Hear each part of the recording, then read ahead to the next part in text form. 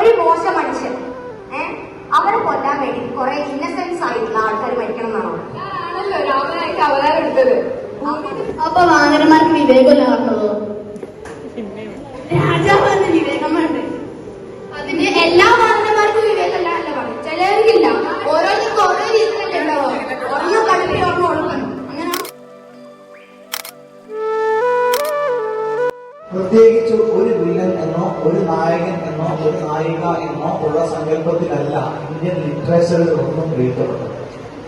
അവിടെ നിങ്ങൾ മോഹൻലാലിന്റെ വില്ലൻ എന്ന് പറയുന്ന സിനിമ കണ്ടിട്ടുണ്ടോ? കണ്ടിട്ടില്ല. ആ സിനിമയിൽ ഒരു ഡയലോഗ് ഉണ്ട്. ആ dialogue there is a villain in every hero and a hero in every villain.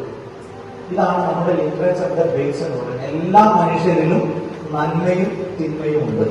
ഈ ലോജിക് അനുസരിച്ച് രാവണനല്ലേ ജയിക്കേണ്ടിയിരുന്നത്? പക്ഷെ കഥയിൽ രാമനാണല്ലോ ജയിച്ചത്. അവിടെയാണ് രാമായണം വീണ്ടും വീണ്ടും നമ്മൾ വായിക്കുക. ആ വായിക്കുന്ന സമയത്ത് ഈ ചോദ്യത്തിന് ഉത്തരം